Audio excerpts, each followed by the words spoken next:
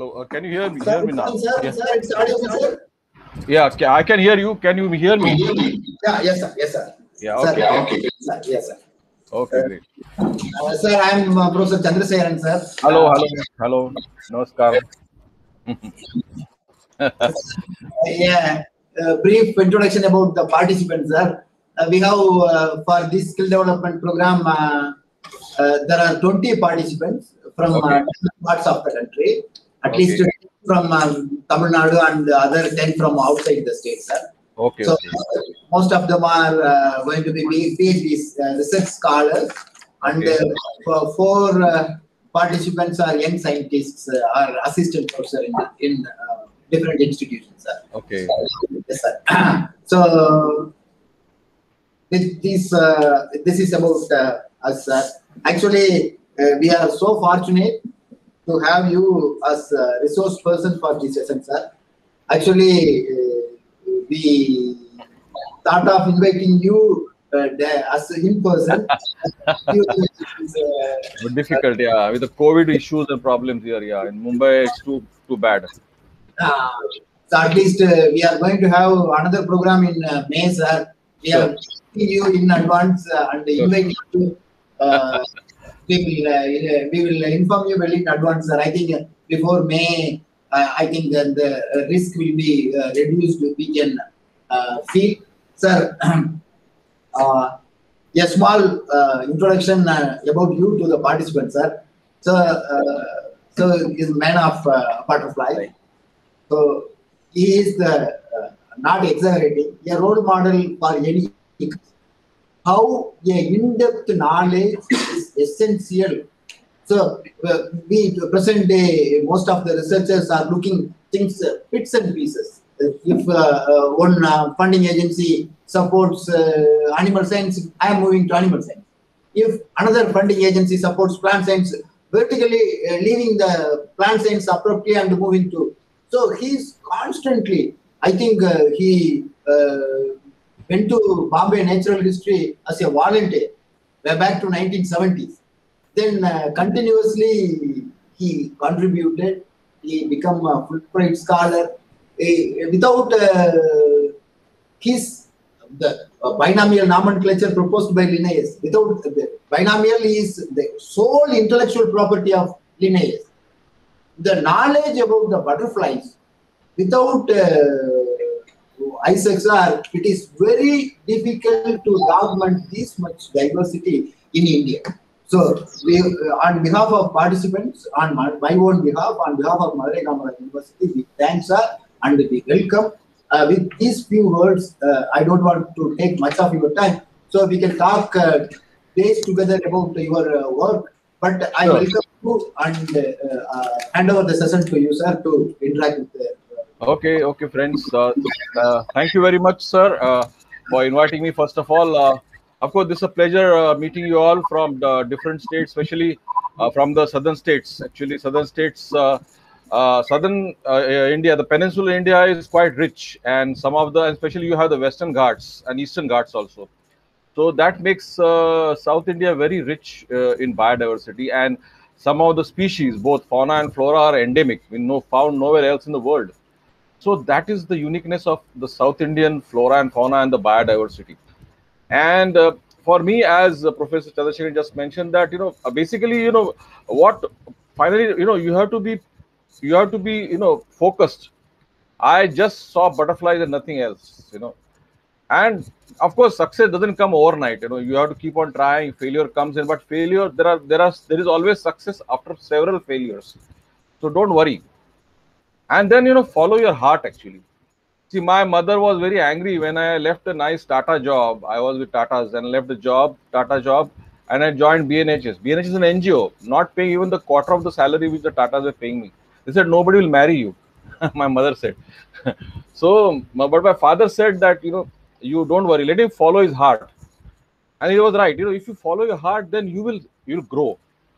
So you also, as I would like to say that try to follow your heart if you can. Everybody wants to become big scientist, big engineer, big doctor.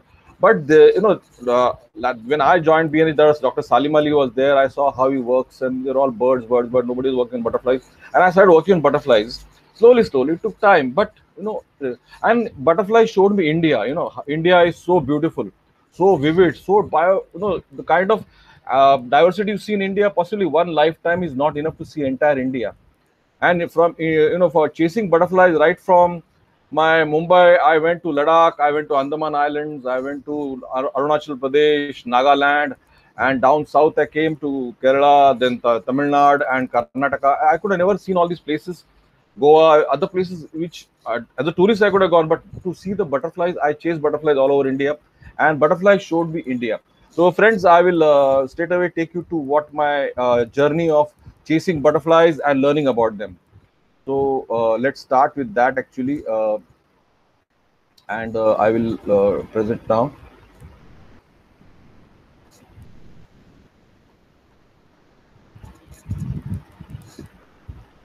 Let me share first. Hold on.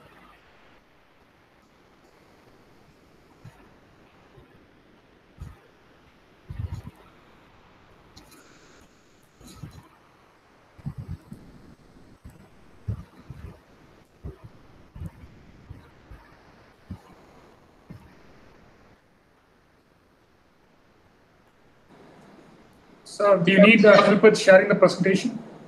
Yeah, let me see. Let me see whether I can see now. Hold on. I'm trying. Sure, sir. Maybe. Yeah, but I'm not getting the windows. So.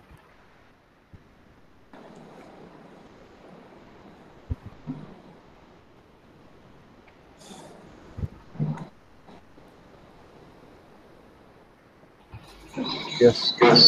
Yes, sir. So, Google Meet can be glitchy sometimes, sir. There is some kind of. I know. What you can do is. Now you can see. Yeah. Yes, sir. Yes, sir. Yes, sir. We can see the presentation. Thank you. Okay. Can you switch to slideshow mode, sir? Yeah. Yeah. Oh, sir, but we are, yeah. Sir, So we will. Yes. Tell me. Yeah. Yes, we're seeing the presentation, sir. We're not seeing the slideshow. This is where it gets glitchy. Now. No, so we are seeing the first slide. We are not able to see the presentation. Acha, presentation. Slideshow. Slideshow. We can select when you are selecting the right side option. The window. Acha. Okay, you want that way? Yes, sir. You want like this. You want like this, or you want full screen? This full is fine, screen, sir. Full screen. Full screen is better, but this is fine as well, sir. Okay, whatever. Yeah. So I can do both. You want full screen, but yeah, okay. So we start with the first slide is of course. So we are talking about today Lepidoptera. Lepidoptera means if you see the meaning of Lepidoptera in Latin, that is scaly winged insect. Scaly winged insect. If you see the moths and butterflies under the microscope, the wings will look like scales, like roof tiles over the hill, over the roof, and the scales. This is possibly the only insect in the group which has got typical this kind of structure on the wings. That's why it's called scaly winged insect. And what you're looking at now is a moth. In the evolutionary history of the Earth, the moths were first to evolve, was to arrive on the scene. And of course, insects came much later, and especially the butterflies came later. But moths were the first to arrive, and then with the evolution of flowering plants, first we had ferns and mosses and non-flowering plants, and the flowering plants evolved. And with the flowering plants, the butterflies also evolved. So first we had these moths that evolved, and look at this is the moon moth. You must have seen this moon moth in Tamil Nadu or in South India also, where this is a male moth which has got a special antenna to detect the female's presence. The male, when it comes out, it has got a special antenna, and the female starts giving off pheromones, and he can detect the presence of her even 2 kilometers away, and he flies towards her. So this is the kind of technology these moths have been using much before we knew about it. So moths have evolved basically they took to nocturnal lifestyle. Why nocturnal? Why in the night? To hide from the predators, because most of the predators, birds, are active in the daytime. So what the moths have become nocturnal, evolved to be nocturnal. Of course, all moths are not nocturnal. Some are day flyers also, like butterflies they look, but most of them are nocturnal. And they fly only when after sunset, so they get that protection. But of course, there are bats also which can eat them. There are owls also which eat them. Of course, every lifestyle has got its own, plus and minus. And so moths have evolved to nocturnal lifestyle. And then you see the kind of moths we have. You see, we have got the kind of diversity we have of moths and butterflies is immense. And moths are a lot more, about 10 times more than butterflies. And that's why you see so much diversity. There is a maidenhair moth on the top right. It's a that looks like a wasp. Then we have the emperor moth, very beautiful moth that you see in the Western Ghats. And then we have this upside down moth. The real head is actually down below, but the tail looks up. And then we have the day flying moths like these. They fly like butterflies in the daytime. They don't come in the night. So they have even different lifestyles to basically to survive. Then we come to butterflies. The main difference between butterflies and moths is what? The antenna. Otherwise, moths and butterflies come into Lepidoptera group. Again, each butterfly family has been divided into different groups. So butterflies and moths come together under Lepidoptera, and then again that family has been divided to different families. Like we have the Papilinidae family of the swallowtails, and then we have the Nymphalidae family. So they have divided into families. But butterflies will always have this antenna swollen here. Moths will always have a hairy antenna, a feathery antenna, but never swollen at the top. See here, it has got a swollen at the top. This is typical of a butterfly. And most of the butterflies are diurnal. Diurnal means they are active in the daytime. And the mouth part is this. This is the mouth part. That is a straw. Just like you sip your cold drink, this is the mouth part. That is, it doesn't have a biting part. When it was a caterpillar, it had a biting part, mouth part. But now it has got the straw, which is like a watch spring. And then the colors. Of course, what attracts us is of course colors and the food preference. Of course, usually we actually associate butterflies with flowers, but you'll be surprised that many butterflies don't come on flowers at all.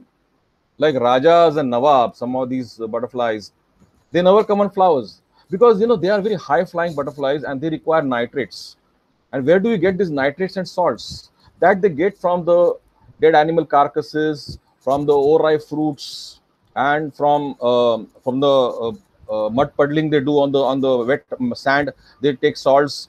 So that kind of requirement they require. So many of these studies have been done. Why some butterflies don't come on flowers?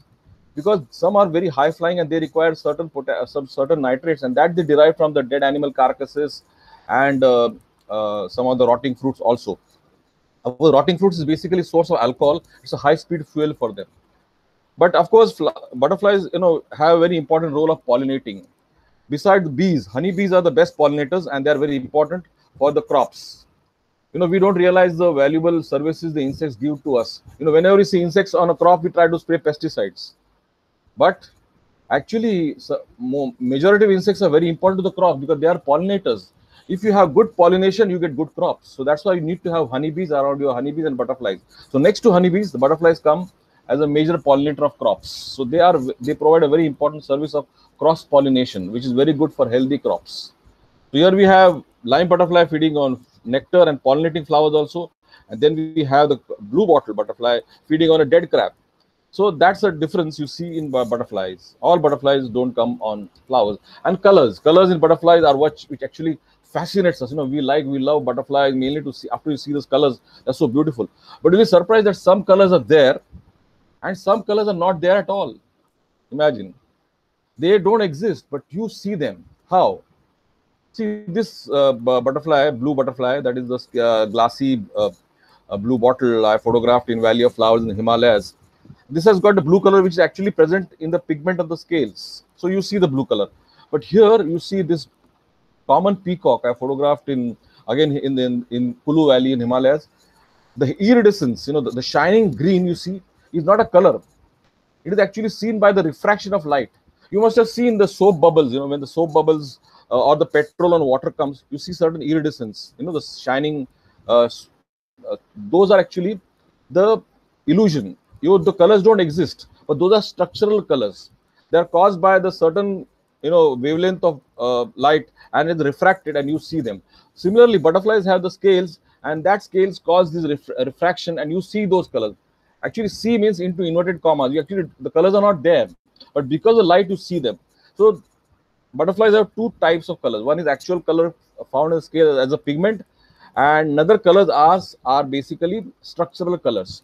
Okay, so that's the difference between butterfly colors.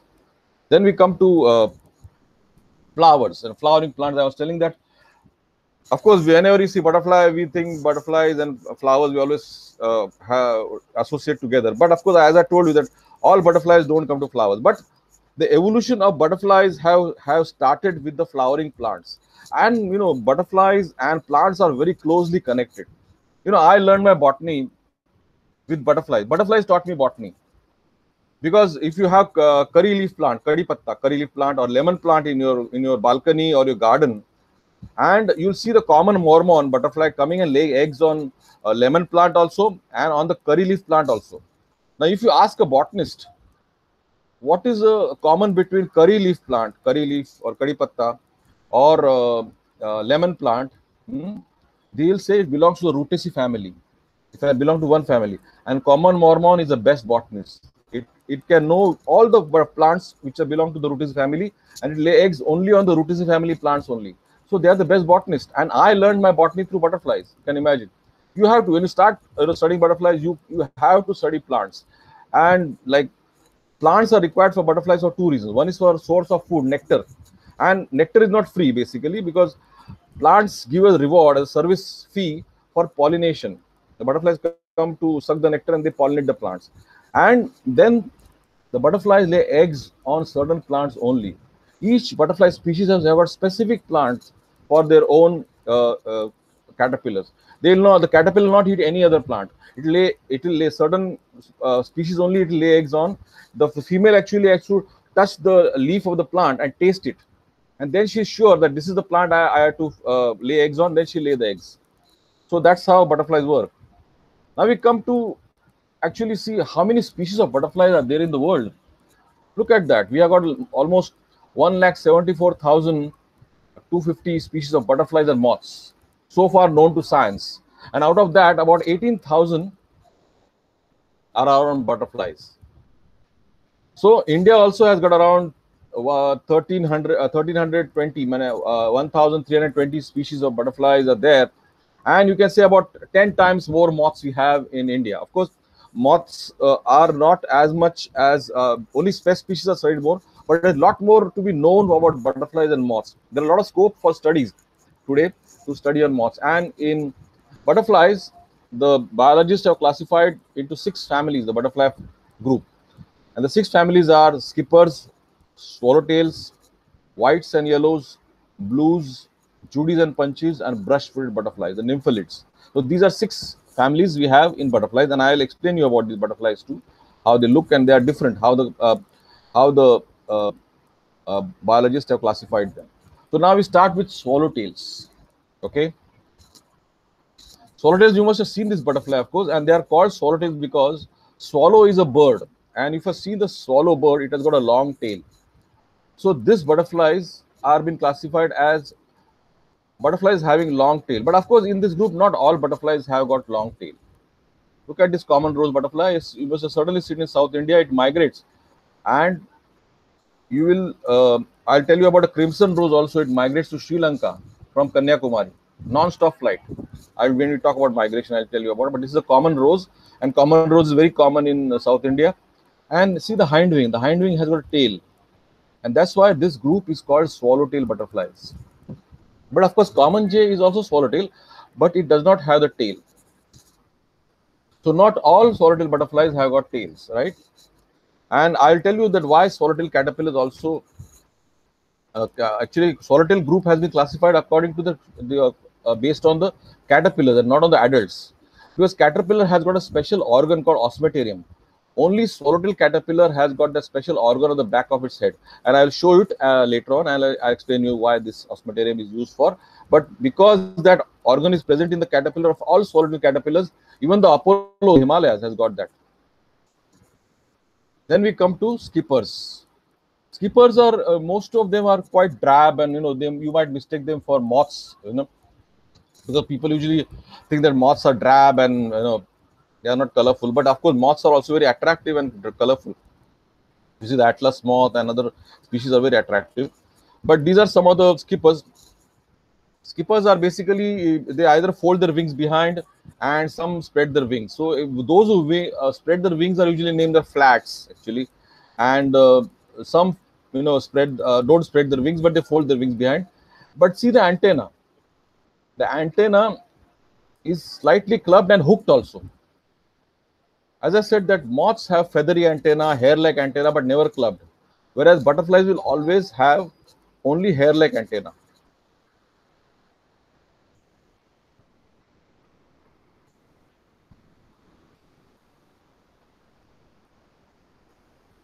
Then we come to whites and yellows. Whites and yellows you must have seen along, especially in the monsoon, during the rains, if you are walking along the road, you'll see the yellow butterflies. This is very common butterfly, usually seen along the roadside, and that's the grass yellow. And then Jezebel. I'm sure you must have seen Jezebel in the garden. It's one of the most brightly colored butterfly and very beautiful it looks to us. So these are the whites and yellows groups. And this bright color, especially Jezebel colors, I'll tell you that these beautiful colors, what you see, you show it to a bird, the bird will say yuck. Why? Because these are not beautiful colors to the bird. They are actually warning colors, because the butterfly is distasteful. I'll also tell you that why butterflies become distasteful: to protect themselves. They are not tasty, and soon birds learn to keep off from these brightly colored butterflies, because if they make a mistake of eating this butterfly, they start vomiting, and never again they'll touch the butterfly. So that's how they learn to keep off from the distasteful species. So that also I'll tell you how they become distasteful. Then we come to another group, which is very small butterflies, as your little finger's nail, the blues. They're as small as your little finger nail, small nail on a little finger, and they are called the blues. And many of them has got a tail and a false eye. This is a decoy actually, because whenever you approach this butterfly, I'm sure some of you must have tried photographing butterflies or catching butterflies. Of course, I don't catch butterflies. I only catch them in the camera. So whenever you approach this butterfly, it starts moving its hind wings like this. So basically, it is trying to distract the predator's attention toward a less vulnerable part of the body. And if there is an attack, the attack will be on the hind wing of this area, because the bird will mistake this for an eye and an antenna, but actually head is here and the antenna is here. So it is safe. And butterfly life is just 1 month or 2 months at the most. And this kind of decoys actually help the butterflies to survive. So these are the blues. These are called blues because many of them, when these butterflies open the wings, the males usually have bright blue colors. That's why they are called blues. And some blues have tails and some don't have tails. So these are all different butterflies there are different species, and they are very small, as small as your nail fingers. Then we come to the next group called the Judies and Punches. This is also very interesting butterflies. But of course, in South India, you can see only one plum Judy, most common butterfly. And this butterfly will not be seen in the sunlight or not in the open, but it usually prefers to move in different habitats under the canopy, under the shrubs. So, each butterfly has got that niche habitats. Some butterflies prefer grasslands, some butterflies prefer forests, some prefer dark, deep jungles. So they are all different niches in that. So the plum Judy usually see, and it will not feed on flowers, but they look for bird droppings, because bird droppings is a source of nitrates and salts. So they look for bird droppings and rotting overripe fruits, and not flowers. And punches are usually found in the North India, but not in South India. So there are several species of punches which are found in the North and Northeast especially, and this is a different group. Actually, this group is not much represented in India, but if you go to South America, there are a lot of Judies and Punches in South America, but not in India much. Then we come to another large group called the Nymphalids, or the brush-footed butterflies. Why they are called brush-footed butterflies? Because usually this butterfly is also an insect, so they have 6 legs. All the insects have 6 legs, but these butterflies walk on 4 legs only.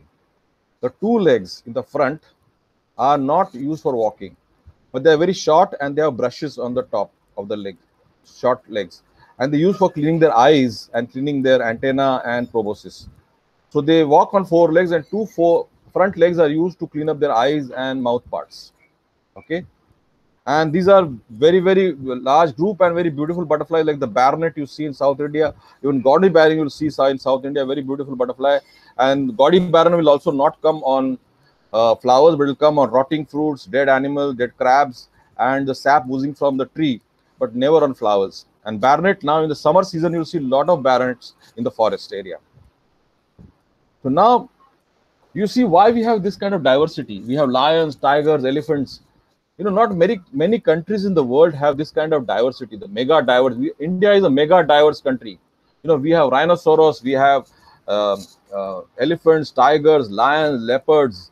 This kind of, you know, with the diversity of birds, you see more than 1,200 species of birds are there, and butterflies are 1,300 plus.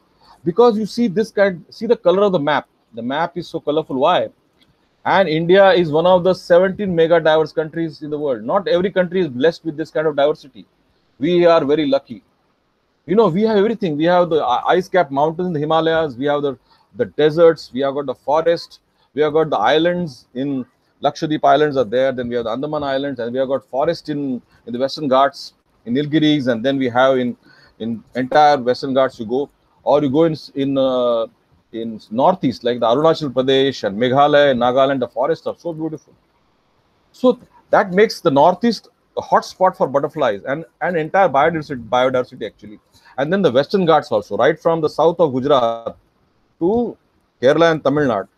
You'll see that this Western Ghats is a rich biodiversity hotspots. You know, the animals, birds found in the Western Ghats, the Sahyadris, are not found in anywhere in the world. That's why. And basically, we need to protect this Western Ghats not for birds and butterflies. It's for our future. And I'll tell you why we need to protect this very important system of Western Ghats. Okay, now we will start exploring India. You know, India, you see the top, there is, in Kashmir and Ladakh, you see that it's a total Himalayas. And then we have Himalayas as you come down from Uttarakhand.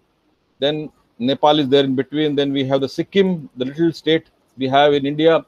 And then we have Bhutan coming in between. Then we have the Arunachal Pradesh here, where you get the Himalayas again. The Northeast doesn't get Himalayas except Arunachal Pradesh. And I'm telling you, I saw India like this after, you know, I started chasing butterflies, because I went to different corners to see and photograph butterflies, because I was writing a book on butterflies. And I said, I can sit in the BNHS library and very well write a book. It's so easy to copy from the other books and write. But no, I said, that is not how you write books. You have to actually visit the place, see the butterflies there, photograph them, study them, and then write the book. That's the reason it took me nearly 10 years to write my book. Because I wanted to actually see these butterflies and where they are found, how they, in which habitat they are found. So that actually took me nearly 10 years to write my first book on butterflies, which was a best-selling book. And now it is out of stock, but we have got another book now on the field guide of butterflies. So basically that helped me to actually know India. Now we start my journey, how I start chasing butterflies. So we start with Ladakh. This is the Trans-Himalayan region. And that's the Sindhu River there. See, Ladakh is beyond Himalayas, Trans-Himalaya. And you can see there is no trees here. It's a cold desert. It's totally barren. The hills are barren and cold desert. But here also there are butterflies. And I went all the way. And some butterflies are found only after I reached about 10,000 feet. And see, in Mumbai, I live next to the sea. I am at the ground zero. And I had to climb up to 10,000 plus suddenly. So my body was not acclimatized. So then I had to take 1 day rest, you know, till my body got acclimatized slowly. Otherwise, you'll get headache, you might get vomiting, you might have to come down to Delhi back. So I had to rest just 1 day. I didn't immediately start moving on the road or start shopping there. No, I didn't go in the forest also. I was lying on the bed for 1 day just to get myself acclimatized for that high altitude, because the air is rarefied. The oxygen is much less than you see at the sea level. So that's the Ladakh. And let's see what you see in Ladakh. And with this we'll travel with butterflies and different animals that are found in Ladakh also, because that is able to associate the habitat and the animals, specific animals and specific habitats. Here you will not find elephants, you will not find tigers, you will not find lions. But let's see what you can see. And see the hills. This is the Somori Lake there. Somori Lake is a big lake. And you taste the water is salty, like the sea. Why? Because once upon a time, Himalayas was under the sea, Tethys Sea. And still today, this water is salty. You can imagine. And this land rose out of the sea later on when, there was the Gondwana land, actually this traveled, and India actually came towards the Asian Asian region, the Eurasian region, and that's how the Himalayas arose. So that's why you can even see some of the shell fossils are found in Himalayas. And this is where a lot of birds breed here actually. In March, April, May, July, they breed here, and in winter they migrate to plains. Even for Tamil Nadu and Point Calumet, you'll see a lot of birds coming there to migrate, and they go back to Himalayas here to breed. They don't breed in down south or in other parts of India, but they go to Himalayas to breed, or even they go to Siberia, Russia, and Iran. So that's the Somori Lake in Ladakh, and there you see the snow leopard. Of course, this is a zoo photograph, not I didn't photograph in the wild, but it's a zoo photograph. You didn't see tigers, lions, but you see snow leopard there. That's a top predator there. And this is a special animal, with a thick fur and even acclimatized to that altitude. And a lot of studies now are being done on snow leopard. Now they even radio-collared the snow leopards also, and they're trying to study the habitats of snow leopard. And this is the endangered species, so they're trying to protect it. This is a top predator in that habitat of this Trans-Himalayan region. And the habitat is very harsh. It's not luxuriant with forests. There are no trees at all. Whatever grows is like this, and there's a desert there. Imagine. Nubra Valley in Ladakh, there's a desert, and there's a camel also there. These are the camels you don't see in Gujarat and down south. The camel is single hump. This is a double hump camel. This is a Bactrian camel. Once upon a time we had a trade relation with Mongolia and in China and other places, and they used to come by that pass from via Ladakh, and they used to come on these camels. And some of the camels were left back behind, and today you can take a ride on this camel for 150 rupees. So these are the Bactrian camels, and this is the Nubra desert right in the Himalayas. You can imagine. It's a desert, but it's a cold desert, not the hot desert of Rajasthan. And here also there is life. I saw this wild asses. This is called the Tibetan wild ass. It's one of the most endangered species found in the Tibetan plateau. Of course, we have one more species of wild ass in Gujarat also, the Ran of Kutch, the Indian wild ass. But this is another species which is also endangered, and they are very strong animals, more like horses. They are not donkeys, but more like horses. If you go to Ladakh and you try to run there, you can't run because your lungs are not strong enough to process the oxygen. You need that. But these animals have adapted so well that they run so fast. They can actually survive on that rarefied oxygen. If you try to run in Ladakh, even I tried to run after the butterflies, I started getting headaches, throbbing headache. And I was panting. So you just can't run because the air is different there. So these are the Kiangs I saw in Ladakh. And then actually I was looking for one butterfly there. I came all the way to see one butterfly species which is found in Ladakh. And there is no trees there. There are those small shrubs here, small shrubs which look like rocks only. And among the rocks, I found this butterfly, which I was looking for. Let's see what butterfly I saw. I'll show you the next slide. The red Apollo, common red Apollo and the regal Apollo. These are two butterflies I saw in Ladakh region. And I came all the way because these butterflies fly about 10,000 feet only. You can imagine adaptation. It's a very harsh habitat, harsh climate, because the winter is very harsh. It goes -degrees there. So these butterflies are active only in the summer, that is from July to August and September. Only 3 to 4 months only. Then they go into aestivation as eggs or pupa, and they come back to life out of their hibernation after several months when the snow melts and again the summer starts and the vegetation grows back. So there's a very different kind of life these butterflies are adapted on that high altitude species. So some occur at 15,000 feet. Now common red Apollo I saw at 19,000 feet at a Khardungla Pass, that's the highest motorable road in the world, and I went there to photograph these butterflies, and that was in Ladakh. That's a solitary. Now this is also solitary butterflies. They don't have long tail, but all caterpillars of Apollo also have got that organ of ospitorium behind their head. I'll show you that organ later on. That's present in all solitary caterpillars. Then there are other small butterflies also, like the golden copper or the meadow blows. These are small butterflies, as small as your little fingernail, but again they are found at about 10,000 feet. So you see, every habitat has got animals, birds, specially adapted to that species. If these butterflies can't come down, if they come down, they'll not survive. They are adapted to survive at that altitude only. And then we have this nymphalid, like this Ladakh tortoise shell. Why it is called Ladakh tortoise shell? Because it is endemic, found only in the Ladakh region only, on the high altitude region only, and not below that. And there was another butterfly called high brown silver spot. It's a, these names, who gave these names?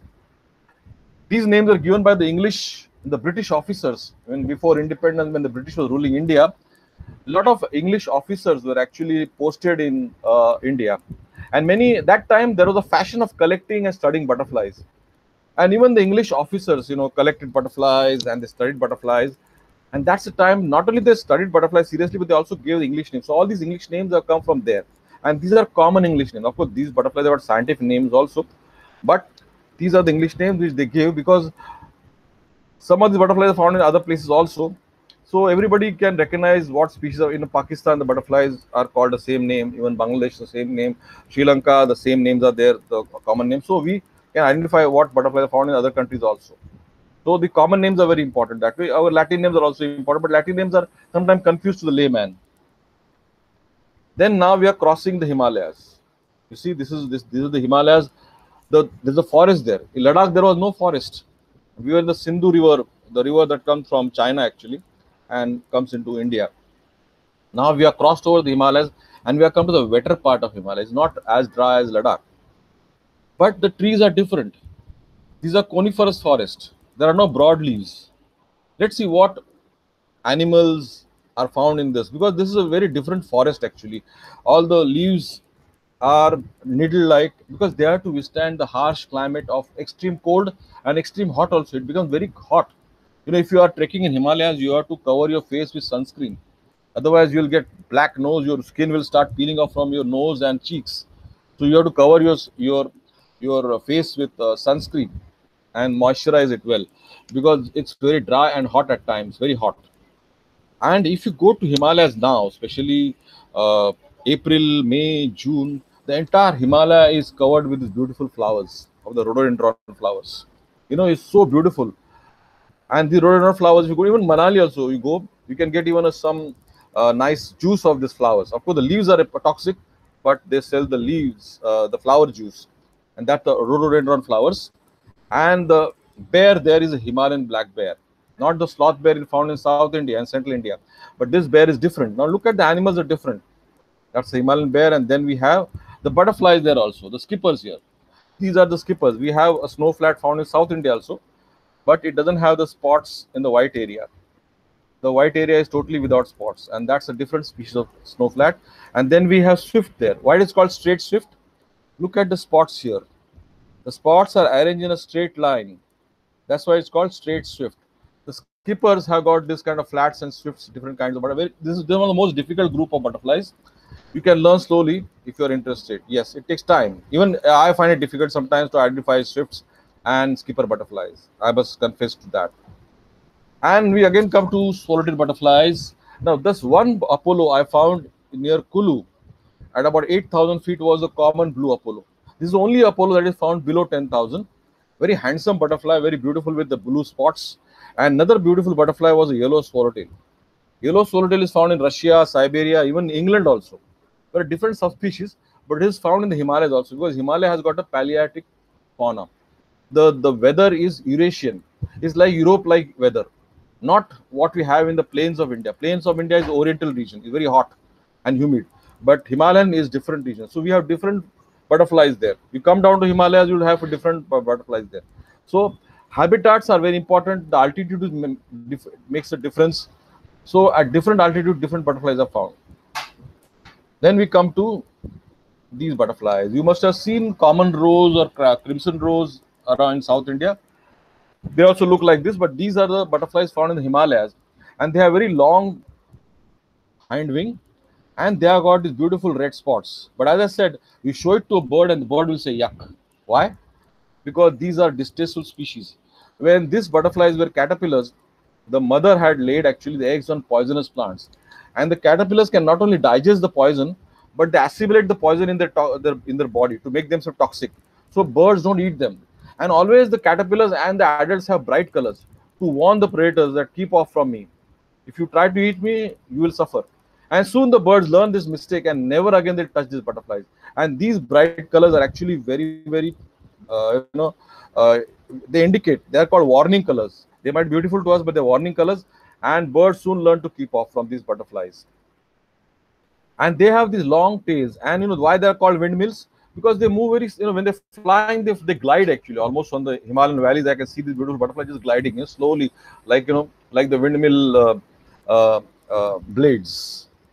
And then there are other butterflies in the Himalayas, the black veins, like we have yellows, different varieties, and then we have the brimstone butterfly.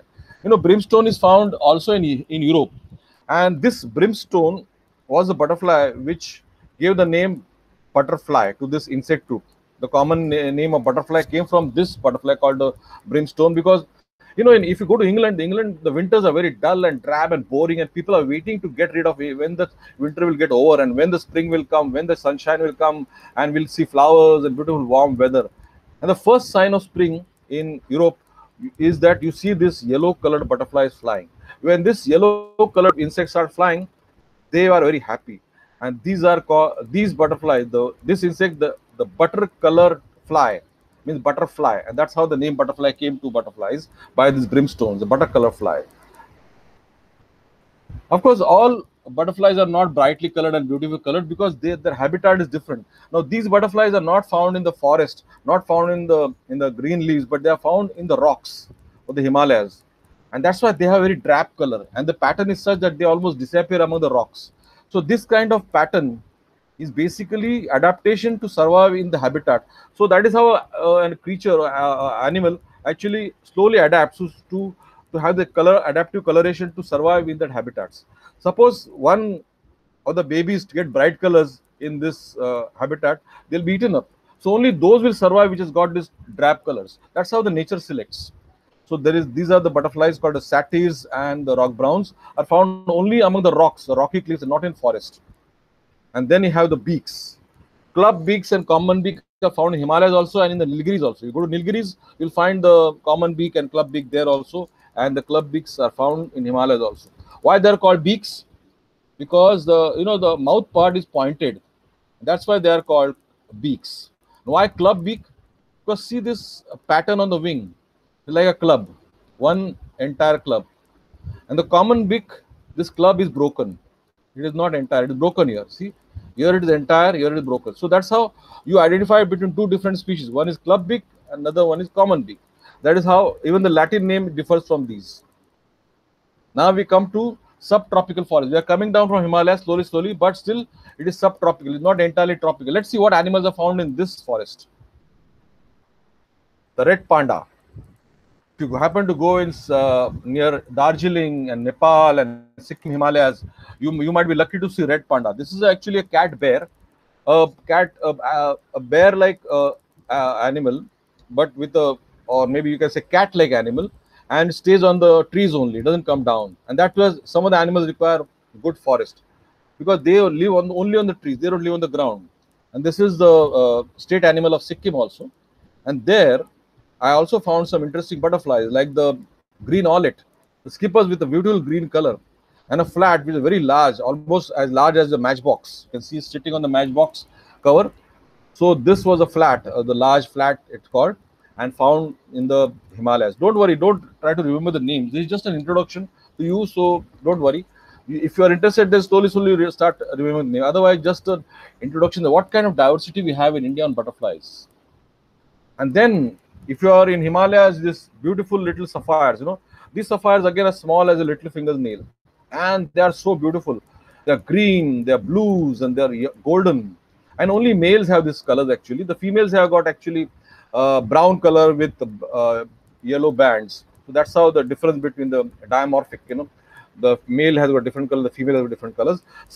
In some species, the male and female look similar. In some species, the male and female are different. And some species, the female looks entirely different, like a different species. That also I'll show you later on.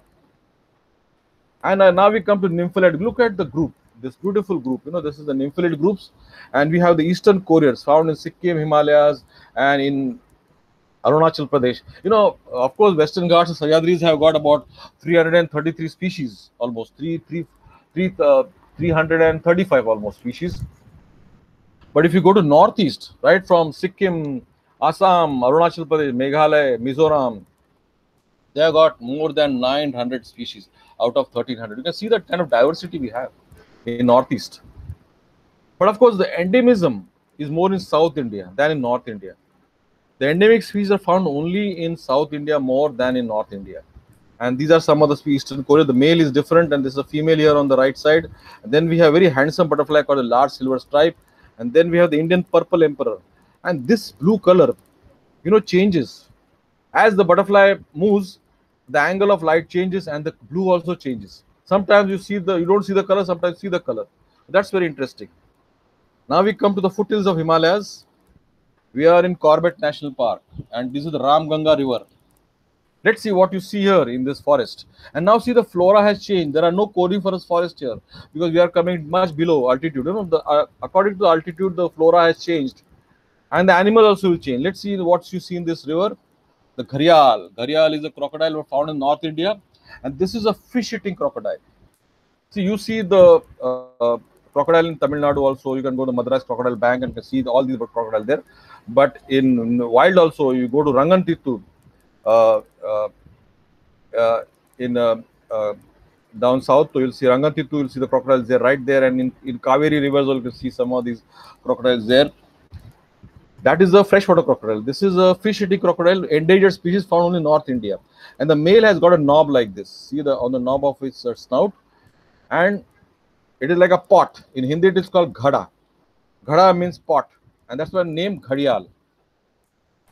And then we come to the Corbett National Park with the elephants. Now you see the elephants. Elephants are not there in the high altitude of Himalayas, but below Himalayas. In South India, a lot of good elephant habitats are there. In Tamil Nadu, especially, you have the Karnataka, Bandipur is there. Of course, the Bala in Tamil Nadu, and then we have in Kerala also. Good elephant population is there. So elephants require huge forest, and the health of the habitat is actually, a biologist will decide the health of the habitat by saying what animals are. These are the flagship species. Elephant, tiger, lion, some of the butterflies also are flagship species. Their presence or absence will tell you the health of the habitat. So elephants, if it's not there, that means the habitat is not healthy enough to support elephant, because elephants require a lot of food. That's why elephants migrate.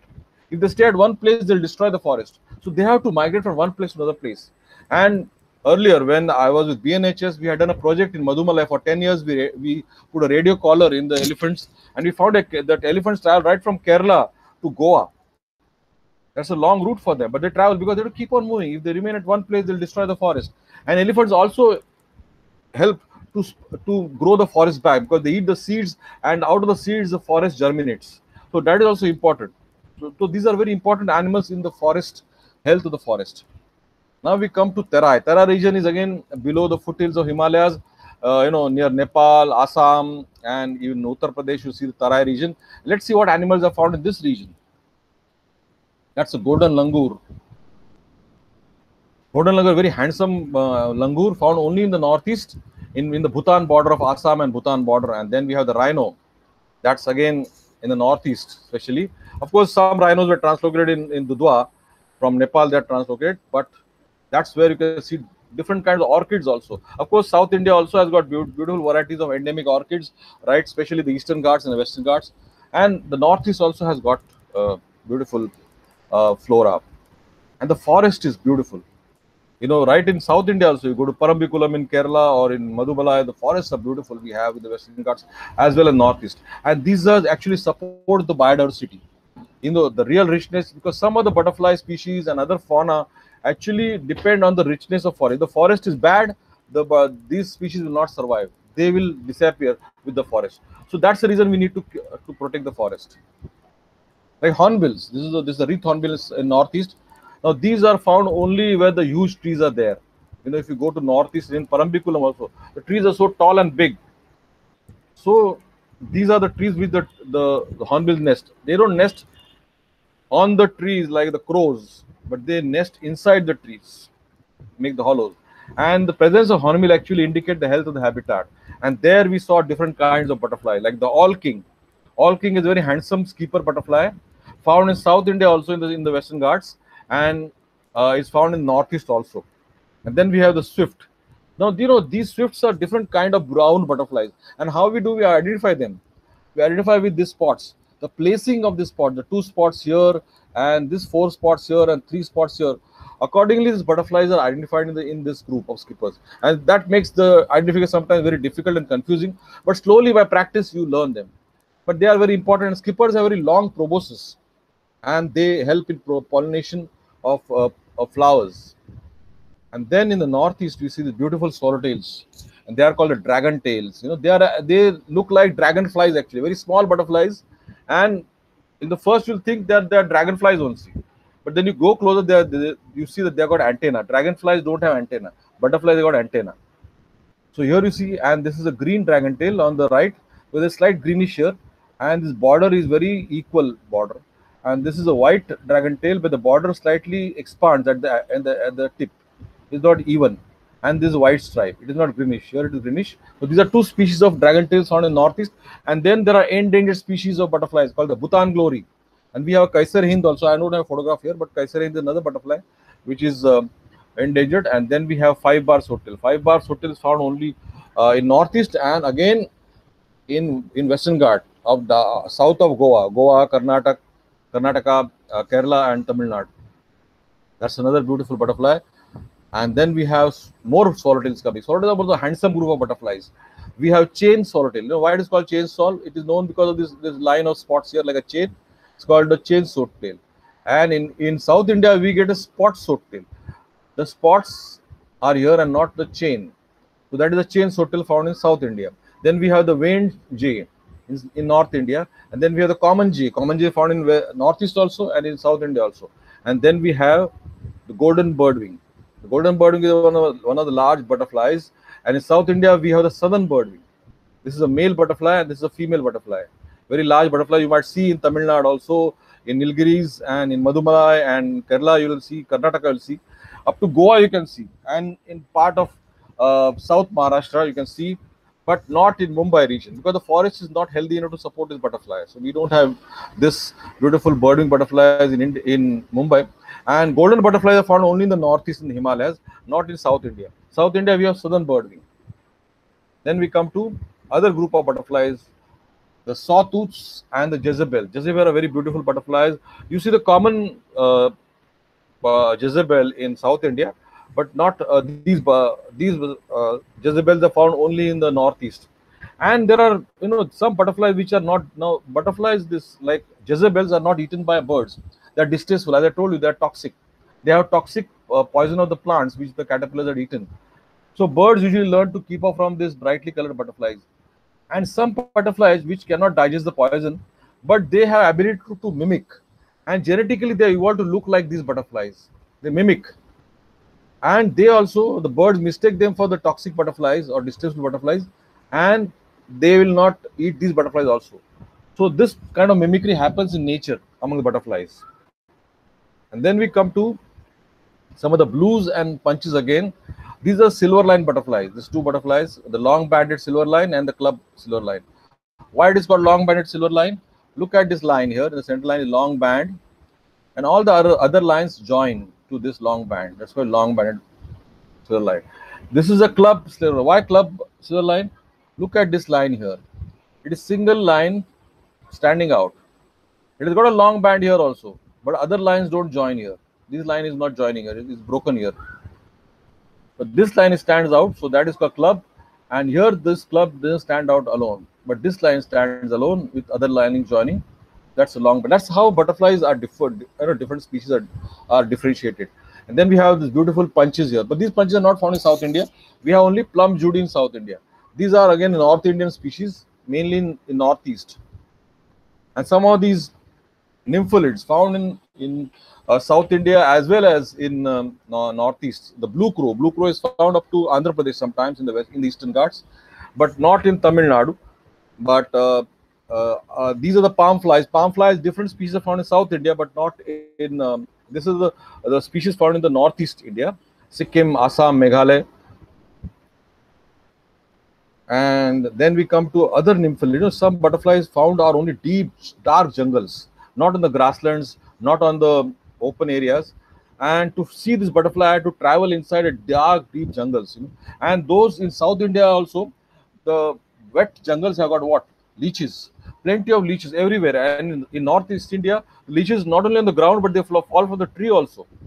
So I had to take tobacco and other paste of tobacco, and I smeared it with my hands with tobacco, my legs with tobacco, and also I put extra leech guards, stockings made for cloth to protect myself from the leeches, to actually travel the dark deep jungles and to photograph this butterfly, the jungle glory. And you can see jungle glory only when it opens the wings. You see the flash of blue and then it disappears again, becomes like a leaf. So that's how you see butterflies there in the dark deep jungles. Now from Northeast we come to mangroves. Now these are the mangroves of Sundarbans. And why it's, so mangroves are found in Mumbai also, mangroves are found in Tamil Nadu also, in Karnataka and Kerala also. But these are different mangroves. Why they are different? And these are huge mangroves. You travel in boat there to travel in different areas, and they are connected to Bangladesh. Over 60% of mangroves, the Sundarban mangroves, are found in the West Bengal, and 60% mangroves are in Bangladesh and 40% are in India. These mangroves are different because this mangrove has got tiger. Whereas in Mumbai or in Tamil Nadu or in Karnataka and Kerala, we have Andhra Pradesh also. These mangroves we walk safely, you can walk inside, you can go do a lot of exploration by foot. But here in Sundarbans, you're not allowed to walk because the tigers are different. And this tiger actually came to look at us. We were in the boat and they were looking at us. This was looking at us. But then I found it came out for a different reason. Actually, it was hunting a deer. It almost caught a deer, but this time the deer was lucky and deer escaped. So it is not always easy for a tiger to hunt. Sometimes it has to work hard for its lunch. But there I had come for a different tiger, not for this tiger, but there's one more tiger found there. That's a white tiger. We have striped tiger, the orange color butterfly in South India also, but this butterfly got hind wings are white. The hind wings are white. That's called the white tiger. And this white tiger butterfly found only in Odisha and in West Bengal only, and in the mangrove region only. So to find this butterfly, to photograph, I went to Sundarbans. Finally, I saw both tigers, the real big tiger also, this also. And this is a white tiger found in the Sundarbans and Odisha region. And of course, those mangroves are full of crocodiles, the saltwater crocodile, huge crocodiles, about more than 20 feet huge crocodiles there. So you can't dare to come down, and there are the large monitor lizards, or in Tamil it's called Udumbu. But this is a water monitor, not found in Tamil Nadu or Kerala, but this is found in Odisha and West Bengal only. That's a water monitor. And Varanus salvator. What we found in Tamil Nadu is a Varanus bengalensis.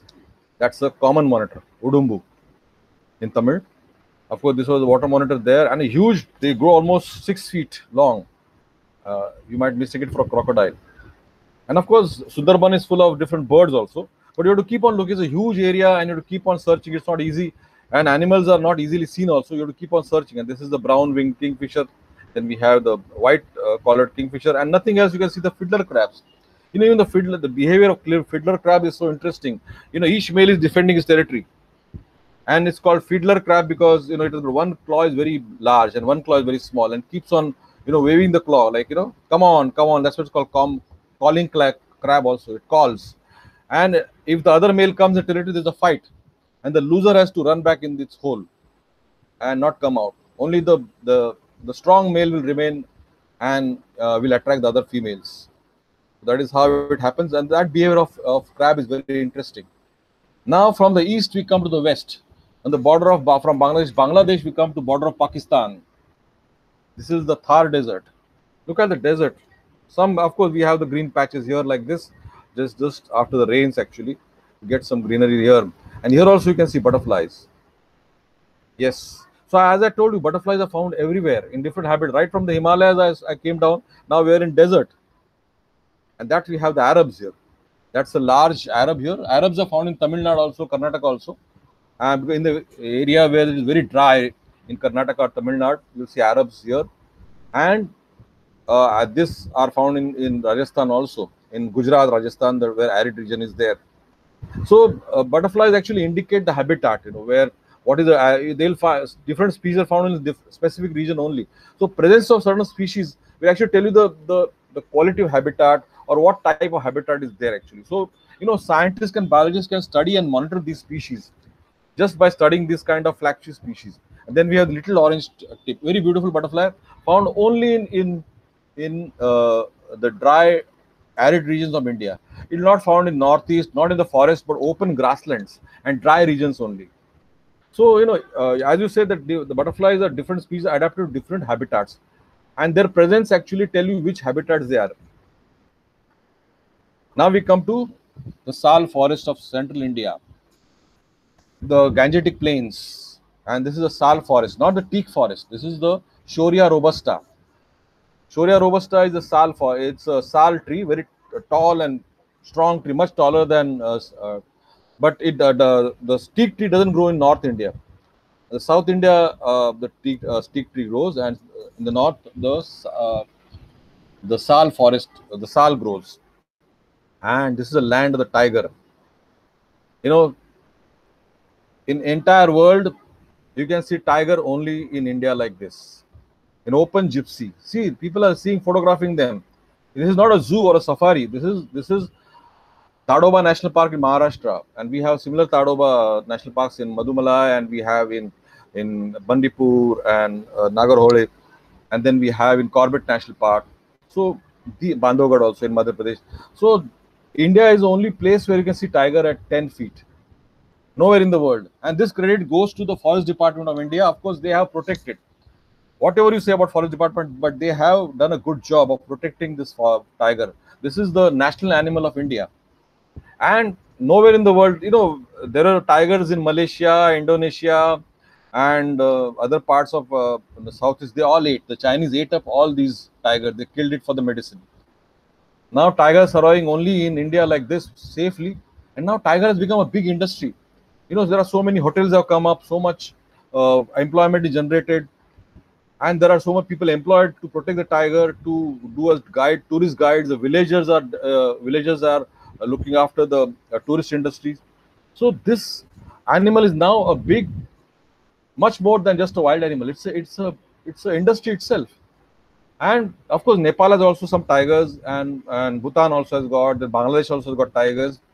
But tigers, as you see in India, nowhere else. And this only goes great to our Forest Department to actually finally to protect this near extinct animal, and very handsome animal. And I always tell people, once in a lifetime you should see tiger, and you should look into the eyes of tigers.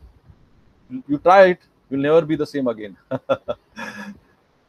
Of course, there are other animals and birds in the tiger habitats, and different, like the bee eaters. And look at the bill of this bird. After looking at the bird, what you see? You see that this bird is not a grain eater. It will not eat rice or wheat or dal or chawal, all that. They will eat insects only. So these are special birds, and you'll be surprised that about more than 70% of birds eat insects, and that makes them very important. Control of insect population, and they are important they are the friends of the farmers. If you have a lot of insect-eating birds in the farmland, in the orchards, then you don't have to spray pesticides. Because till today, pesticides don't kill insects. They will be harmful to us only. That has been shown. So now we come to the other tiger called the striped tiger. It looks like the American monarch, But this is not American monarch, but this is striped tiger found in India. And you can see this butterfly sometimes, it migrates from Western Ghats to Eastern Ghats. When it starts to rain in Western Ghats, they migrate to Eastern Ghats. And the rain stops, they again migrate back to the Western Ghats. But this is not the same butterfly that comes back and forth. They migrate in generations. So 3 or 4 or 6 generations actually take for them to travel from Western Ghats to Eastern Ghats, Eastern Ghats to Western Ghats. Now look at this spot swordtail butterfly. I shown you chain swordtail butterfly. This spot swordtail butterfly. What are they doing? They're sitting on a wet mud and they're sucking up moisture. Are they thirsty? No, they are not thirsty. But these are all males, and they are sucking up salts, dissolved salt in the soil. Why they need the salts? These salts are required by the females to make the eggs viable. Because female, when she's born with the eggs, but they are not fertilized. And when the male fertilizes, it gives the sperms also to the female, and it gives the salts also to the female. And she stores the salts and the sperms to make the eggs viable. So these salts, who collects? The job is of the male. So these are the males who are collecting the salts. And they are actually fighting with each other. They're pushing each other. A lot of competition. Why? Because if you have more salts, the saltiest male will be selected. The female will select only the most saltiest male. One who has got the more salt. So that's why these all are males, and they're all trying to collect salt, so they'll get married soon. That's what happens in the butterfly world too. Now we come to Western Ghats. Sahyadri's very unique system, the mountains, and this is where the rivers are born, the freshwater system. So this system is not for birds and butterflies, it is for us, because this is where the fresh water comes, and fresh water is very important to us, for us humans, and for the success of human civilizations. And that is the reason we need to protect the system, not for birds and butterflies only. We say, yes, it has got sort of endemic species and certain medicinal plants, but not for that. That is not the more important. What is more important is water, and water is born in this mountains. When the rains come, the rivers are born, and the rivers bring water to the plains, and we store them in our lakes and dams, and that is how we survive. So that is why we need this system, not for birds and butterflies. And that's the Western Ghats, right from Gujarat to Kerala. And we have in the giant squirrel here. Of course, giant squirrel is a state animal of Maharashtra. And this giant squirrel, as you go down from south of Gujarat to Kerala, it becomes darker, much redder. The color becomes very dark. And that's very arboreal, tree-dwelling animal. And these animals are found only on the trees. They'll come not on the ground. So some animals are adapted to survive only on trees. And they're associated with trees only.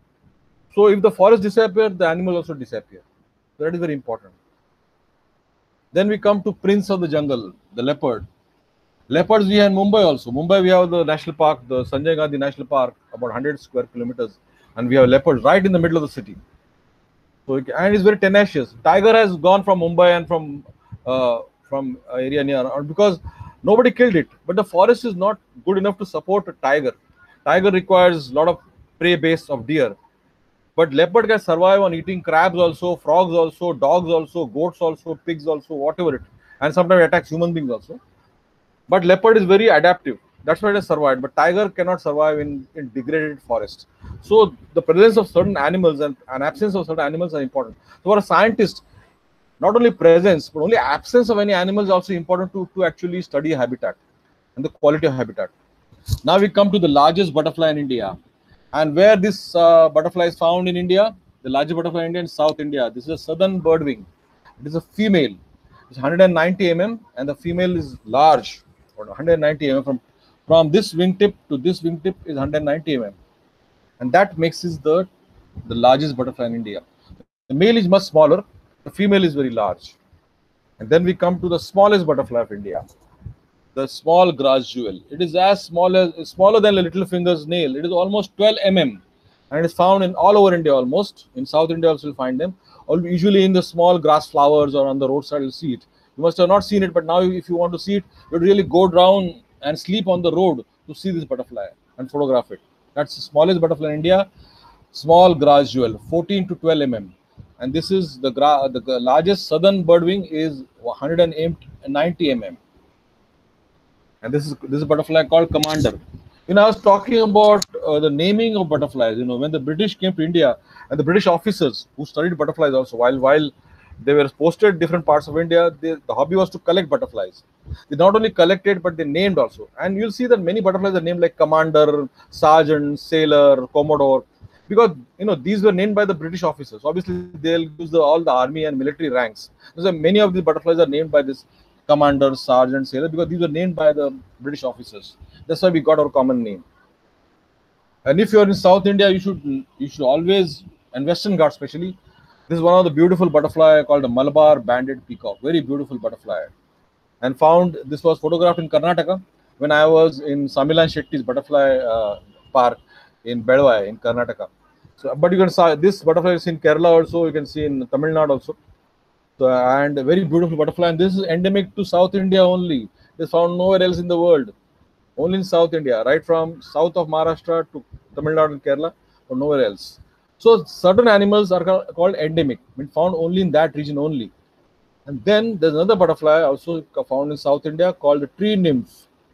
It flies very slowly like a plastic or a paper in the air. You'll mistake it for a paper flying in the air, but it flies like a paper. That's called the tree nymph. Very beautiful butterfly found only in the forest, not in the cities, not in the degraded forest, but good rich forest of Western Ghats. That's called the tree nymph. In Andaman Islands, there's an Andaman tree nymph, and Western Ghats, there's a tree nymph. Very beautiful and handsome butterflies. With that, we come to Andaman Islands. Very rich in biodiversity. The forest is not only inside the sea, also there is a forest, and above the sea on the land, the forest. And the trees are so tall, your cap will fall down. And the water is clean like glass. Beautiful. But I went to Andamans for one more reason. Not only see the island, but I was looking for, because I was writing a book, and I said I want to see some butterflies at least, not all, but some butterflies before writing a book. Because unless you see, photograph, and study them, there's no point in writing a book. Otherwise, you can very well sit in a library and copy from here and there and write a book. But that's not fun. The real fun is actually seeing them. That's why I told you it took me 10 years to write this book, and I went there to see this butterfly. This is called the Andaman sword-tail butterfly, found only in Andamans. And I was lucky to find this in a photograph there. And this is endemic to Andamans. So this is a butterfly found only in Andamans. And I wanted to see this butterfly for my book. Finally, I was lucky enough. And there were other butterflies also found in Andamans. See, Andaman is an island. And because some of these butterflies got, possibly they were species related to the mainland island species, but they got isolated in the island for thousands of years. And they evolved into a different species. So now they have become different species. They don't resemble the main species on the mainland. Like this. This looks like a common rose or a crimson rose, but this has got a longer tail now. And it's called the Andaman windmill. It's a beautiful butterfly, very handsome butterfly found in Andamans only. And there's another butterfly called the Jezebel, but it's a painted Jezebel. Of course, painted Jezebel is found in Eastern Ghats also, in Andhra Pradesh and bit of Tamil Nadu and Northeast. But the reproduction, now we come to reproduction butterflies. Butterflies usually mate with their own same species only. There is no intercaste marriage in butterflies usually, because the lock and key method is there, where that's how the butterflies will not able to mate with different species, and the chromosomes also will not match. So there might be hybrids, but hybrids are usually sterile. They will not breed further sometimes. Usually, butterfly after the female comes out from the cocoon, from the not cocoon, from the pupa, she's already got the eggs in it, but the eggs are infertile. Then the male locates her and mates with her, and those male sperms are stored in the female body. And when she finds the right food plant, she will start laying the eggs and en route the eggs are and those eggs are fertilized by the sperm stored in the female body en route. And she has to find the right food plant, like the passion flower here, and this is a tawny coster, and the female is laying the eggs here. You can see that she's laying in a straight line. See how many eggs she has laid here in a straight line. And butterflies sometimes lay together, sometimes they lay singly. And this is the tawny coster laying on passion flower. And let's see how the butterfly, now this is the egg of a crimson rose butterfly found in Tamil Nadu and Karnataka and Kerala also. And in Tamil Nadu, every winter, this butterfly migrates, the crimson rose, from Kanyakumari to Sri Lanka non-stop. And then it comes back. What comes back is not the same generation, but possibly third or fourth generation comes back. That's very mystery. So out of this egg, egg after 3 days, the caterpillar develops into the egg, and then it starts eating up the eggshell from inside, and that is the first meal of the caterpillar, and comes out and starts eating the leaves, and then it grows very rapidly. It has to grow very fast before somebody eats it. So this is the caterpillar of a crimson rose, and it's feeding on the toxic plant of Aristolochia. This is the Aristolochia plant the caterpillar is eating, and Aristolochia is toxic, and it is not only able to digest the leaf poisons, but it is also storing those poison in its body, and that it is indicating by these bright colors and color patterns. And no bird will dare to touch this butterfly or this caterpillar, because they know if you try to eat this butterfly caterpillar, they'll start vomiting, because it has got the poison of the plant. And butterflies can't manufacture their own poison, but they're using the plant poison to protect itself. And after the caterpillar is fully developed, fully grown, and it sheds the skin about 5 to 6 times. When it grows, the skin doesn't grow. The upper skin comes out, and already a new skin is formed inside, and it's shed the skin about 5 to 6 times as it grows. And then finally, when it is fully grown, it will go and try to anchor itself to a twig or a leaf, and then it weaves a small silken strand along its waist, and then it actually hooks his rear side to the silken pad here also. And then in the night, let's see what happens. In the night, the caterpillar starts moving. This was in the middle of the night, it starts moving, and let's see what happens now. It is moving very vigorously. Something is going to happen, but we don't know what is going to happen. And you start that skin is splitting from the head, and the caterpillar skin is splitting, and something else is coming out of the caterpillar body. Well, let's see what is coming out. Oh, something is different. Some strange creature is coming out of the caterpillar, and the caterpillar skin is all broken and curled and curled up, and it's all thrown now, and a different entity is formed now. That's a pupa. You can see the antenna and the wings and the head of butterfly, body of butterfly in this pupa, and it is wriggling, still is wriggling, and finally it throws off the you see, this caterpillar skin is no longer required, because now it is going to a different entity. It doesn't require to crawl like caterpillar, like creepy crawly like caterpillar, or doesn't have to no need for the biting mouth parts. So those are all thrown out, and a new entity is formed. This is a pupa, and within this pupa, the magic takes place. The old organs start dissolving soon, and this magic takes in less than 15 days, and soon you start seeing colors from the pupal skin just before the butterfly is about to emerge. And then let's see what the magic takes place. This is a magic, every I've been watching this every time. It's so magical. This is a rebirth, almost a second birth of this creature, of this butterfly. One was when it was a caterpillar from the egg, and again from the pupa. So second birth. Not all insects go into, cockroaches don't go into this kind of metamorphosis. The butterflies go into this kind of metamorphosis, a different kind of metamorphosis. And look at what happens.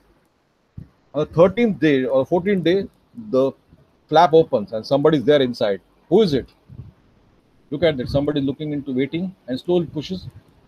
And you can see it's pushing the pupal case by its legs slowly. And somebody is out there trying to come out from the pupal case. Let's see who comes out. Slowly it crawls out. And you can see the antenna, and even the proboscis there, and the eyes there, and the legs. Now you can see the wings also there. Wings are all crumpled, and all wings are there. It was packed in a small box. So the abdomen is fully swollen with the insect blood. Insect blood is not red like human being. It's more pale yellow. It has got copper. We have iron in our blood. They have copper in the blood, and it has come out and it hangs like this. And this is very essential to hang like this, because the wings have to expand. That's why you should never rear a butterfly in a small bottle. It's always in a large box, because if you don't allow the wings to expand, the butterfly wings will remain deformed, and the butterfly will never be able to fly. And then slowly this wings expand. This is a crimson rose. Look at that, the expansion of wings as it hangs out. And this happens early in the morning. Many times in the darkness, because before the birds are active. Because this stage, they are very vulnerable for attack, because they can't fly, they can't run anywhere. So they have to remain hidden till the wings are strong enough to fly. And soon the wings are strong enough to fly, and they take off. But while they are in the pupal stage, is not easy. When you are staying 15 days, you have to stay at one place in a box, and you can be eaten. So there are different strategies the butterflies are using. Like this, you see, there's a stick here, there's a dry stick here, and there's a dry stick here also. But this is not a dry stick. This is a pupa of a common mime butterfly. But see the adaptation. It looks like a broken twig, so that it remains invisible like a twig. So the predators, like birds, will possibly mistake it like a tree growing out of the plant, and will ignore it. So that's how the butterflies are using this to survive. But of course, there are some butterflies like the common crow butterfly, with the pupa shining like a earring. It will always so beautiful that you feel like plucking it and putting in a earring, because it is actually warning the predator that don't touch me, don't try to eat me, because I am full of poison and toxic substance. And birds will keep off from the shining pupa because they know it's a warning color. If they try to eat this, they'll get a bad stomach. They'll start vomiting and retching and suffer from nausea and never again touch this pupa. So this is how the pupa advertises itself. One side, some pupa are hiding themselves, and some pupa are actually showing themselves very prominently. And there are some butterfly caterpillar which go into this kalanchoe leaf. In this fleshy leaf, they are burrowing inside. You can't see them from the other side also and this side also. And this is a dropping of the caterpillars.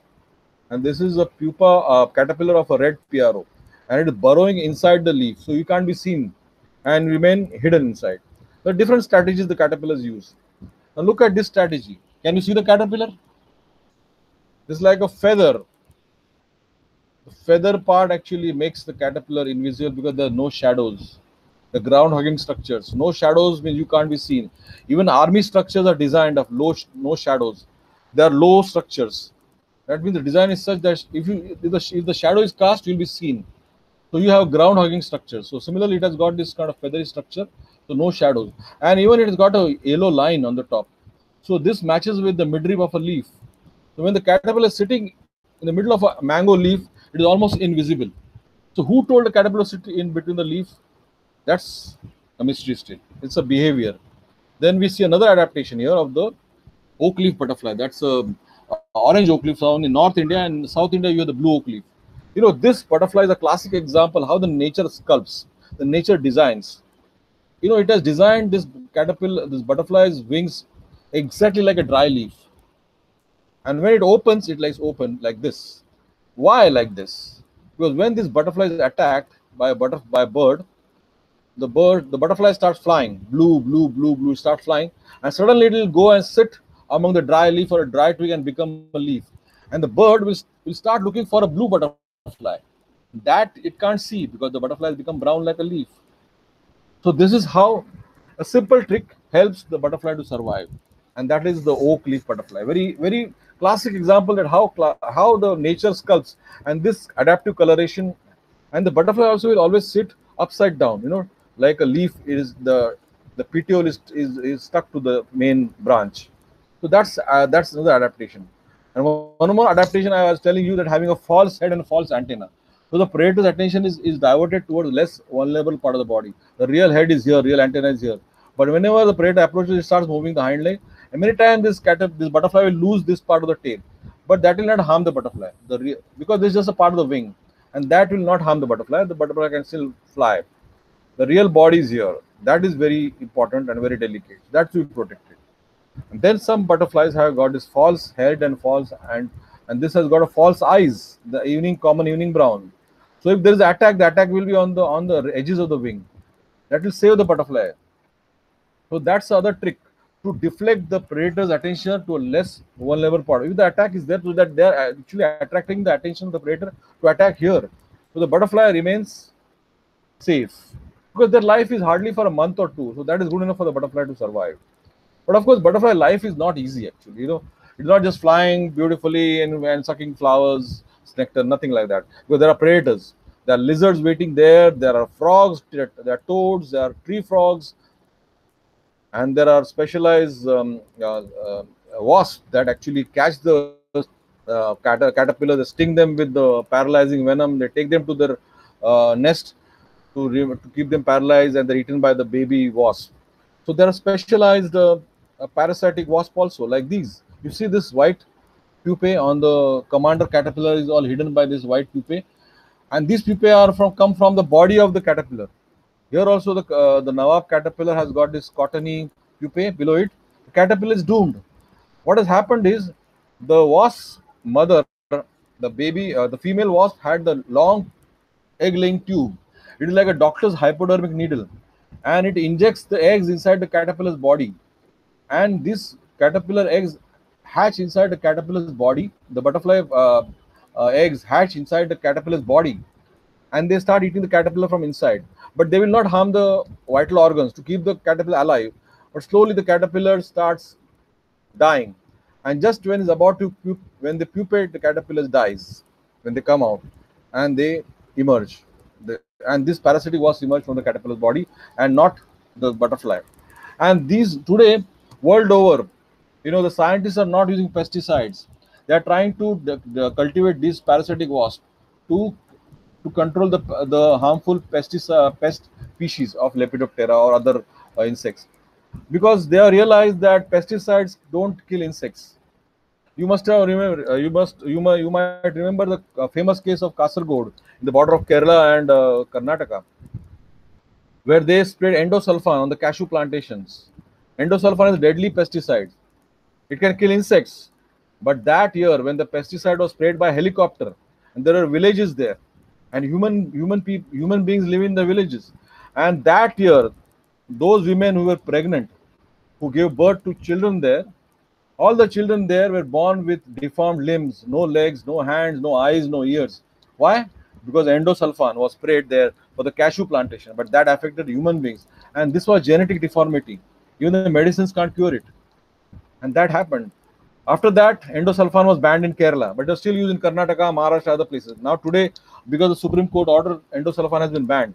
So a pesticide is not an order, or not actually the solution, because insects can actually digest poison. You know that they are using poison to defend themselves. So poison is nothing new to insects. They can digest. Maybe 1-2 generations the pesticide kill, but then there are super insects, and the company takes out another new poison to kill them, and you keep on spraying pesticides. So pesticide is not an answer to kill insect species. And then I was talking about the osmeterium of the swallowtail caterpillars. All the swallowtail caterpillars have this organ called osmeterium. See this red organ here? That's why all the caterpillars of swallowtails have this organ. That's why they are classified as swallowtail caterpillars. Even the Apollo has got this osmeterium. And this is an organ that actually, when caterpillar is attacked by wasp to lay eggs, the organ comes out and starts giving out a very pungent smell. And it is a repellent, very strong smell, and repellent to keep off the insects and ants attacking the caterpillar. So that's a pesticide prepared by an insect to repel other pests. Imagine. Spiders also catch butterflies in the net and control the population of moths and butterflies. And there are birds. You can see this black-capped monarch. And look at the bill. The bill says that it is not a grain-eating bird. It is an insectivorous bird. So these are the predators, specialized predators of insects. Look at it, is not like sparrow. The bill is different. This is a Jerdon's Tickle's flycatcher. And that's why butterfly life is not easy. They are eaten, the caterpillars are eaten, then the adults are eaten, they're attacked also. But the major destruction happens when the habitat is lost. Because when the habitat is lost, it affects the major population of animals. So the protection of habitat is very important. That's why protection of national parks, sanctuaries are very important. But the other habitat is also important, because if you protect the habitats, the animal population can survive and can recover also if they are on the brink of extinction. But if the habitat is lost, the animals cannot be recovered, and they'll be lost forever. Because basically, we are all interconnected. The animals, birds, the plant life, the web of life is totally. We are also part of this web. So anything happens to the animals, birds, it will affect us. Because today in Mumbai, I don't eat shellfish, certain fish caught in the Mumbai sea, because it smells of kerosene. Even the spinach that is grown around Mumbai, they were using gutter water to cultivate the spinach. And the Mumbai IIT found that spinach is contaminated with lead, mercury, and cadmium. It's a highly cancerogenic heavy metal pollution in the spinach and the other green vegetable grown around Mumbai, because they're using gutter water that comes from company, from the factories. They don't treat the their waste. So whatever we throw has come back on our dinner table now. You know, we threw in the sea, we threw in the gutters, that come back on dinner table. So we have to be careful because we have to take care of this earth. Because if we, this is the only planet we have, and unless we don't care, it's going to affect us. So we have to protect the not only wildlife but only the Western Ghats, because Western Ghats are where the water is there. Water is for us, not for birds and butterflies. So we have to take care of the earth, and that is how we can save the planet, because this is the only planet we have. And it doesn't belong to this generation, because we have borrowed from you guys. Now we have to return this back to you, and in good shape, so that you can give it to your children, because you have also borrowed from them. So thank you, friends. So this was the last slide, and if you still have any questions, you can ask me, no problem. Yes, sir. Thank you, sir.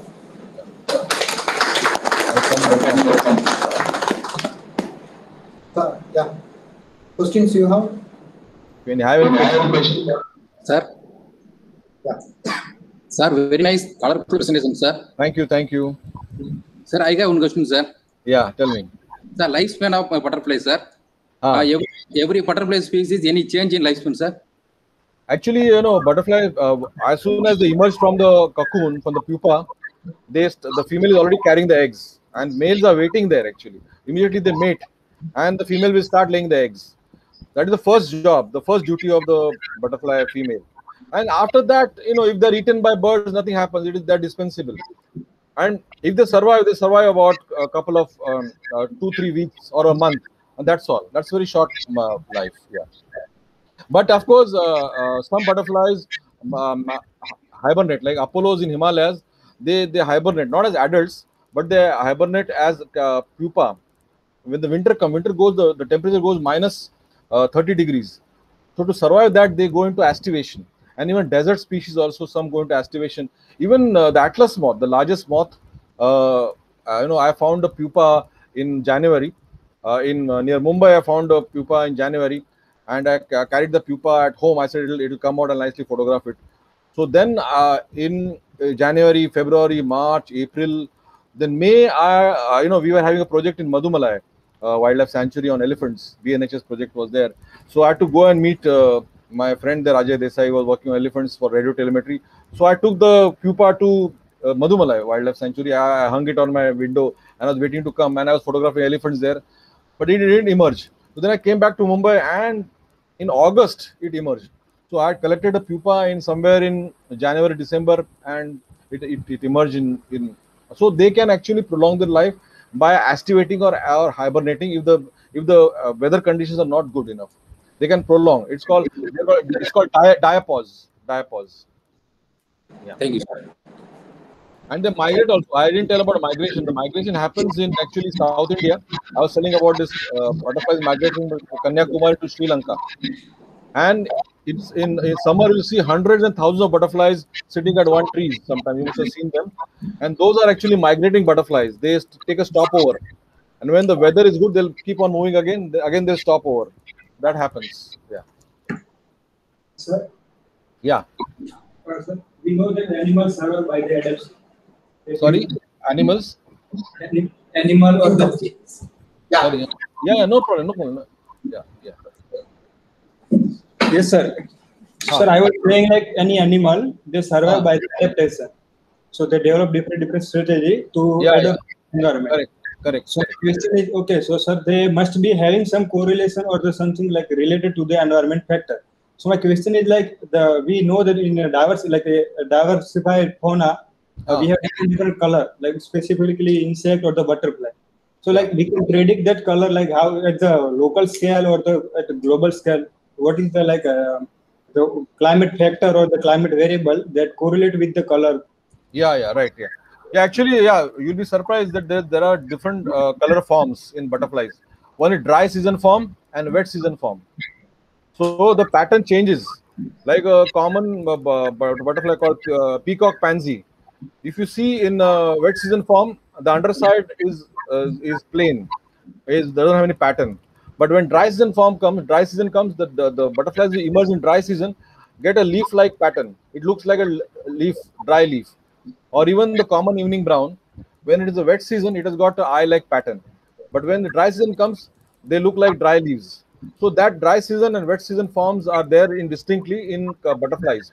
And also for climate, if you are working on climate change, butterflies are important tool because they are very sensitive to climate change. And sometimes I call them very fussy. They don't like the change of weather. They will, if the weather is too much rain is there, too much heat is there, too much cold is there, they leave that place. So climate scientists are able to monitor the population. Like I was in Corbett National Park, I saw the huge butterflies coming down from the high altitude. I was wondering, these butterflies found in high altitude, how they came down, and then realized the temperature had come down. That the winter had the temperature was too cold, so they came down because comparatively the lower altitude was much warmer for them. But next day it became warm again. They went back. So they actually move according to the weather and temperatures. So they are very important for the climate change studies also, and habitat also. Yeah. And as I said, the color adaptation is right. Sir, my question is related with the moths. Yeah. In the butterflies, we don't see that behind the brush kind of structure comes. Butterflies that have that, males have that brush-like structure. Yeah, because they have to actually, they have to broadcast the pheromones. So the males have those brush-like structures, and sometimes they have specialized scales on the wings also, like pockets. Like you see the striped tiger or blue tiger, they got pockets on their wings, but females don't have that. But males in the moths also have, some moths have got special structures like that. Sometimes the small moths come, the pyralid grass moths come on the light. You see, they'll come out, bring that brush-like structure comes out. So that is present both in moths also and butterflies, but only some species, not all. And one moth, there is a very big structure comes out, like a horn. It comes out, and it is actually the male. It is trying to broadcast its pheromones to attract the females with that structure. Yes. And the second one is that mud puddling is more prominent in the butterflies, but in the moths we see that a lot of butterflies, they come to the ripened fruit, like correct. Yeah. guava and the yes. And why is it so like? Correct. Actually, one is mud puddling. Mud puddling is basically they require the salts, essential salts, because as I said that they have to collect salts so that these salts will be passed on to the female during the mating. But butterflies, besides nectar, they also feed on overripe fruits. Like suppose you put overripe banana or overripe papaya or overripe guava, and it starts smelling strong. Pineapple also you put, butterflies will come, because butterflies are #1 alcoholics. They love alcohol. But if you put brandy and whiskey, they'll not be attracted. They'll possibly die. But if you put beer, they'll come, because they like that, because they come for the alcohol, and alcohol is a strong attractant. So when this fruit starts rotting, the alcohol is produced in that. It is very mild alcohol. It is not very strong, and that is a high energy fuel for them. So pure sugar. So that is what they come for. That. Like many butterflies, the evening brown will not come on flowers, but you put a banana or a pineapple will come on those rotting fruits, overripe fruits. Yes. It is irrespective of like gender, right? Like male, female, both they. Yeah. For mud puddling, usually only the males come for mud puddling, for sucking up the salts. But on the fruits, both the males and females come, both, because it is basically energy, for energy. Yeah. So I have a question. Yeah. You mentioned that the butterfly prefer members of the same family of plants for laying their egg. But how about their feeding pattern? Does it also depends on the family of plants? No, actually, they can actually feed on different flowers. That is not actually, they're not preferring any specific. But of course, they go for lantana. They will not go on roses. Roses they'll not go on anarium, they'll not go on jasmine or chrysanthemums. They'll go on lantana, they'll go on the stachytarpeta, or they'll go on this marigold. They require the bunch. Axora has got a bunchy tops. Those flowers which are small and in bunch, and tiny tube flowers. They should have a tuber corolla, and not the big open flowers. I know flowers and insects are made for each other. Like I went to Valley of Flowers. Valley of Flowers is full of flowers. Only go there in Himalayas in the month of July, but I didn't see a single butterfly there. Why? Because those flowers were open flowers. They're fly flowers. So each flower is made for a pollinator. Is made for each other. So they attract, open flowers attract flowers. Sunflower will attract bees, and but not butterflies with the open flowers. So accordingly, they are designed for pollinators. And like some flowers will attract only birds, like the parasitic Loranthus, the parasitic plants, and they will not open unless the bird comes and pecks it. So they are made for each other. So that is how this certain species are attracted. Yeah. So, thank you, sir, for your... Most welcome. Yeah, thank you. I hope, and I'm sure, and enjoy. And my best wishes to all of you. And I hope some of you can take up studies of ecology and based on butterflies, other fauna, and very interesting. And keep a focus. And there's a lot of scope. And there are a lot of institutions which can help you. And always there. I'm on the Facebook also. You can contact me if you want to want a guidance or any help. Thank you. Thank you so much. Thank you.